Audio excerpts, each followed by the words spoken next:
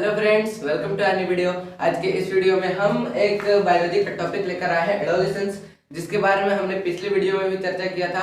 मैंने जनन वाले वीडियो में बोला था, रिप्रोडक्शन वाले वीडियो में बोला था कि अगला एक वीडियो आएगा एडोलेसेंस के ऊपर कि जनन परिपक्वता किस एज में आ जाती है लोगों के अंदर, किस एज में लोग जनन करने योग्य हो जाते हैं।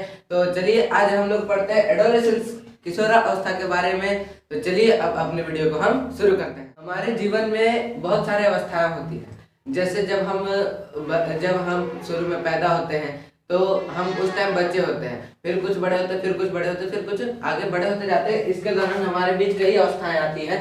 जैसे में हम लोग जब जन्म लेते हैं तब आता है शैशवावस्था। शैशवावस्था 0 से लेकर 5 वर्ष तक होता है। ये 0 से लेकर 5 वर्ष तक होता है। कोई भी बच्चा अगर 0 से 5 वर्ष तक है तो वो शैशवावस्था में है। उसके बाद होता है बाल्यावस्था। बाल्यावस्था 5 के बाद जब आएगा, फिर 5 के बाद कोई ना कोई अवस्था तो होगा ही ना। तो 5 के बाद बाल्यावस्था, 6 से 12 वर्ष तक के जितने भी बच्चे होते हैं वो बाल्यावस्था में आते हैं। और फिर आता है किशोरावस्था, जिसके बारे में हम लोग को पढ़ना है। ये होता है 13 से 19, ये 13 से 19 वर्ष तक ये रहता है। उसके बाद युवावस्था, उसके बाद प्रौढ़ावस्था आता है। इसके बारे में भी हम लोग और किशोरावस्था के बारे में भी हम लोग और आगे जानेंगे। तो ये था हमारे जीवन काल की अवस्थाएं। अब हमें पढ़ना है किशोरावस्था के बारे में। किशोरावस्था कितने वर्ष तक रहता है और इनमें किशोरावस्था में बच्चों के अंदर क्या चेंजेस आते हैं, चलिए अब हम लोग उसको देखते हैं। यहाँ देखिए मेरे पीछे लिखा हुआ है किशोरावस्था, ठीक है। किशोरावस्था 13 से 19 वर्ष तक रहता है। जैसे अभी हम लोगों ने जाना कि किशोरावस्था 13 से 19 वर्ष तक रहता है, 13 से 19।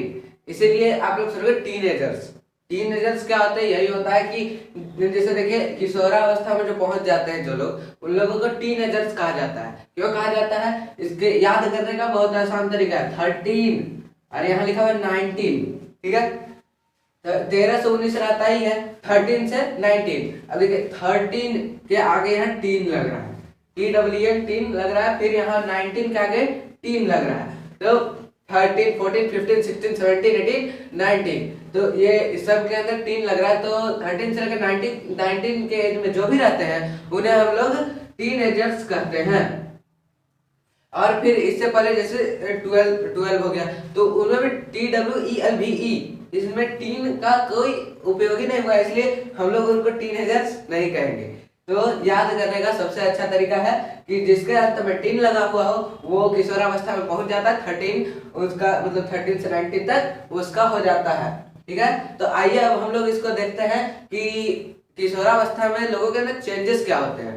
मेल और फीमेल दोनों में चेंज अलग अलग होते हैं, कुछ चेंजेस सेम होते हैं। तो चलिए अब हम लोग उसको समझते हैं। फ्रेंड्स देखिए मेरे पीछे यहाँ पे इधर कुछ चेंजेस लिखे हुए हैं और इधर लिखा हुआ मेल और फीमेल। तो जैसे चेंजेस होते हैं दोनों में अलग अलग होते हैं।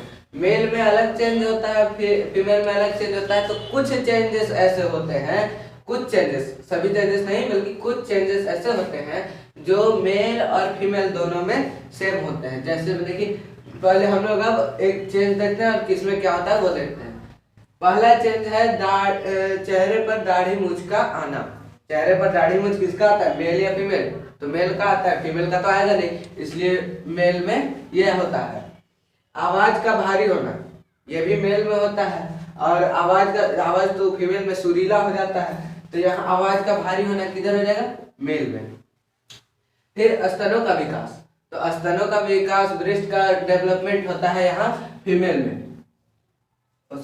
ये होता है फीमेल में। और फिर कंधे का चौड़ा होना, देखिए कंधे का चौड़ा होना होता है मेल में, मेल के कंधे चौड़े हो जाते हैं। और फीमेल का कूल्हा चौड़ा हो जाता है। देखिए कूल्हा नीचे का पार्ट चौड़ा होता है और मेल लोग का ऊपर का पार्ट चौड़ा हो जाता है। उसके बाद देखिए जल्दी जल्दी भावना बदलना, हाँ ये देखिए जल्दी जल्दी भावनाएं बदलना, ये दोनों के लिए है। दोनों के भावनाएं जल्दी जल्दी चेंज हो जाते हैं, तो ये दोनों में। और फिर जनन अंगों के आसपास बाल आना, देखिए ये चेंज सबसे खास है कि जब जब सभी मेल हो या फीमेल हो, वो दोनों में से कोई भी अगर किशोरावस्था में पहुंच जाते हैं तो उनके जनन अंग या फिर अंडर आर्म्स के अंदर बाल आना चालू हो जाता है। तो ये दोनों के लिए, ये एक के लिए नहीं है, ये दोनों के लिए। तो ये तो कुछ चेंजेस, और भी चेंजेस होते हैं, तो उसके बारे में आप लोगों के बुक में भी होगा, तो देख लीजिए। और उसके बाद फिर हम लोग आगे बढ़ते हैं कि मेल और फीमेल का लंबाई, जैसे ये लोग लंबाई का दर जो होता है ना इन लोग का, वो मेल का अलग होता है, फीमेल का अलग होता है। तो ये कैसे होता है और हम लोग कैसे नाप सकते हैं, इसका एक फॉर्मूला है, चलिए अब हम लोग उसको भी समझते हैं। तो फ्रेंड्स देखिए, मेरे पीछे यहाँ पे एक टेबल बनाया हुआ है और इधर फॉर्मूला लिखा हुआ है। तो देखिए, इससे यहाँ पे 8 वर्ष में लड़कियां 77% बढ़ रही हैं और लड़के 72% बढ़ रहे हैं। इससे पहले ही देख के आपको समझ में आ गया होगा कि लड़की जो होती है वो लड़कों की तुलना में तेजी से डेवलप मतलब बढ़ती है। उन लोग का लंबाई तेजी से बढ़ता है, क्योंकि देखिए इन लोग का मतलब 16-17 साल आते आते पूर्ण लंबाई इन लोग का कंप्लीट हो जाता है। जबकि यहाँ पे मेल में आप देख सकते हैं कि पूरा मतलब 17 साल में भी ये 99% ही बढ़ते हैं, जबकि 18-19 साल तक बढ़ते ही रहते हैं।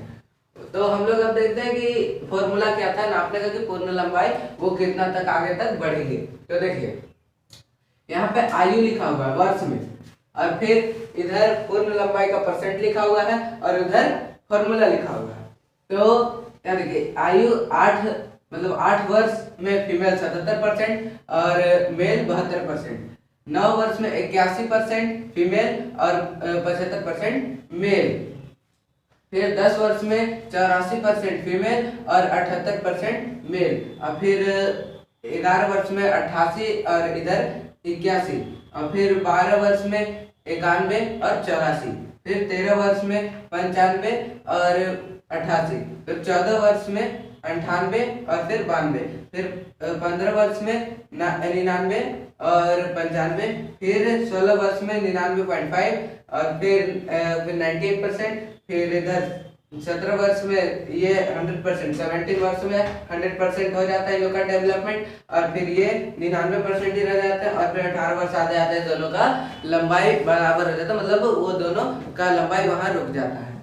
अब हम लोग समझते हैं फॉर्मूला, देखिए कि वो लंबाई मतलब कितना होगा, कि देखिए वर्तमान लंबाई सेंटीमीटर में लिख के फिर उसको बटा पूर्ण लंबाई का प्रतिशत इस सारणी से और गुना 100 कर देने पर उन लोग का पूर्ण लंबाई पता चल जाएगा। ये अनुमानित है, ये हम लोग अनुमान लगा के किए हुए हैं। तो जैसे देखिए, एक एग्जांपल ले लेते हैं, रानी नाम की लड़की है, ठीक है, उसका अभी वर्तमान आयु 11 वर्ष है, वही लंबाई 160 सेंटीमीटर में याद रखिएगा, हमेशा वहां पे लंबाई वर्तमान लंबाई सेंटीमीटर में ही लिखना है।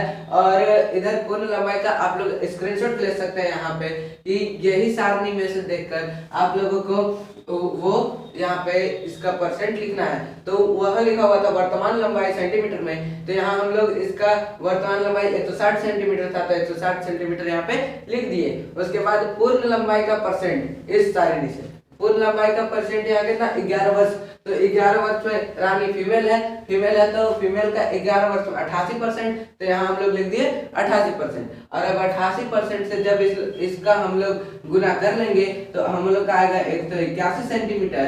तो 181 सेंटीमीटर लास्ट इसका लंबाई होगा, ये अनुमानित किया गया है। 181, 82 जितना भी वो बड़े बट 181 इसका लास्ट लंबाई होगा। तो ये था अब नापने का तरीका। तो फ्रेंड्स देखिए, अभी हम लोगों ने जाना कि लंबाई में जब परिवर्तन आता है तो उसको हम लोग कैसे नापते हैं। तो अब हम लोग देखिए यहाँ पे और भी परिवर्तन है, जैसे स्वर में परिवर्तन। स्वर में परिवर्तन क्यों होता है ये यहाँ पे लिखा हुआ है। और फिर जनन हार्मोन का विकास, फिर ऋतुस्राव लड़कियों के अंदर होता है, फिर मनुष्य में लिंग निर्धारण, फिर मानव ग्रंथि, और फिर HIV एंड एड्स। तो इसके बारे में हम अगले पार्ट में जानेंगे। तो अगर वीडियो पसंद आया होगा तो लाइक कीजिए, चैनल पर नया सब्सक्राइब कीजिए। मिलते हैं अगले वीडियो के साथ, तब तक के लिए बाय बाय।